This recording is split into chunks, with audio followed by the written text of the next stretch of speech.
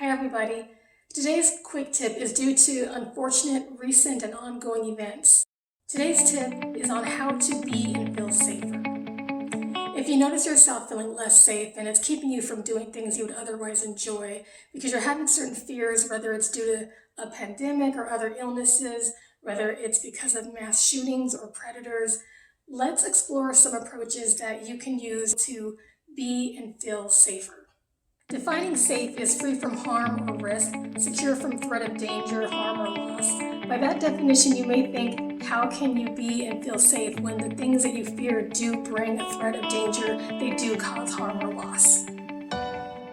Our fear is understandable. I know when I think of the subjects that I mentioned earlier, I fear for my life and the life of others.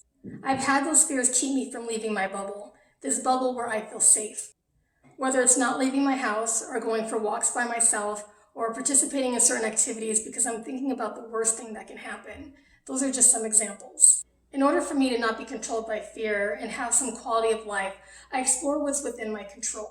Because all any of us can do is know what's within our choice to do what we can to be and feel as safe as possible.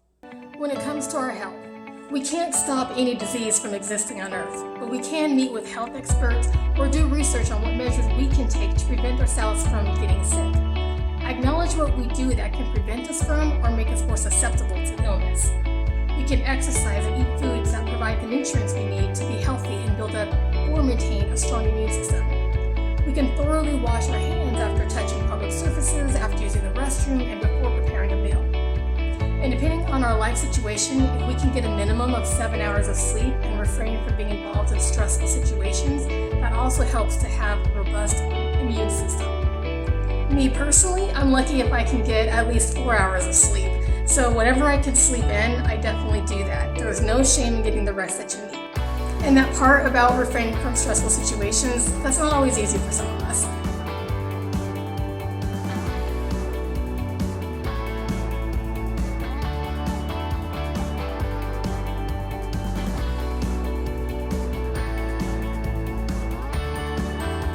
So even when you are exercising and getting your rest and trying to refrain from stressful situations, unfortunately, we can still get sick from a common cold, flu, or life-threatening illnesses no matter how healthy we are. But instead of fearing what you may or may not get, remember to do what is within your control to be healthy.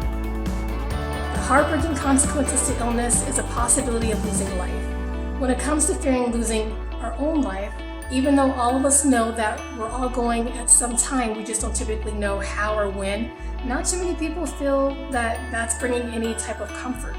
Some people want to keep living because they still have a lot they want to do. Some people don't know what happens when we die, and that uncertainty can cause anxiety. I recommend talking through this with someone you trust, or a support group, or a therapist. For me personally, I do what I can to live my life the way that I want, so when I do leave, I won't leave with having any regrets. I also suggest planning for your passing by getting life insurance to help family pay off debt, funeral arrangements, or provide any other financial support, and have a will to specify what possessions are distributed and to whom.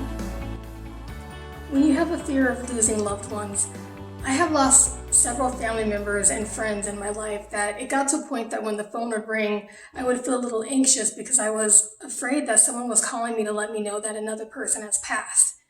So what I've allowed myself to do in order to bring any type of solace is just realize that it's out of my control, but what I'll do is I'll make sure that I will allow myself to grieve as long as I need to. I'm not going to put an expiration date on how long I'm going to mourn someone passing that I love. And then when I'm at a place where I'm able to move forward in life, I do what I can to not allow myself to feel guilty, because I'm not moving on, I'm moving forward, because their life is always going to mean something to me. I will also seek support when I need it and practice self-care. When it comes to fear being related to our safety from others, if you can find time and/or afford it, take self-defense training. Being consistent with that training will create the muscle memory to develop a fighter's reflex. It can also help with your confidence to be prepared to fight back when necessary.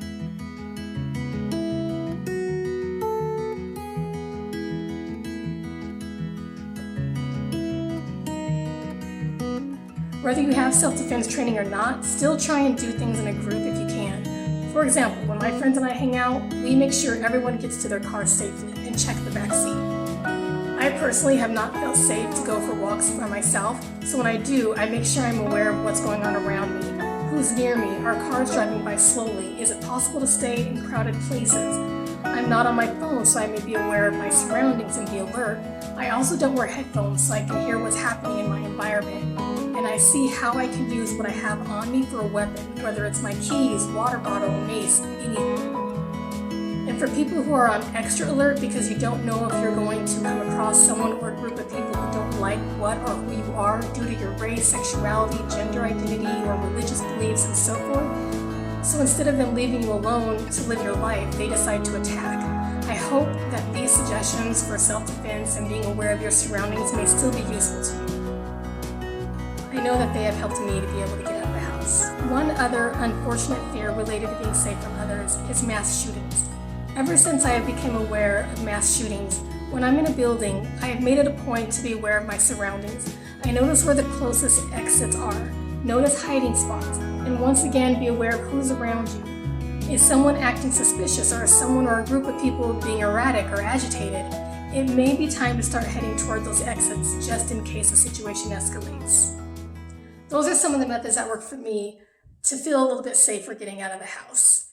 I am not saying that I'm not afraid of anything anymore, but it's just some options that any of us can use in order to have us feel and be as safe as we possibly can be, depending on the situation. And I must point out that some of the things that we could do so we wouldn't have to take these measures to protect ourselves is if starting in childhood and continuing on into adulthood, everyone learned how to handle rejection, work through life challenges, understand what consent is, value human life, respect others, manage anger, and resolve any other circumstances that may cause someone to attack. And if anyone is displaying disturbing behavior, if they receive proper help, it may prevent them from being a danger to themselves and others. I realize that everything that I have suggested isn't going to guarantee our safety, but it's at least some options that we have in order to do what we can to be as safe as we can be and have some sense of feeling safe. So please, in the comments, provide some other suggestions that you have on what we can do to be and feel safer, and share what it is that you're afraid of and what you have done yourself to be able to alleviate those fears and get out of your bubble.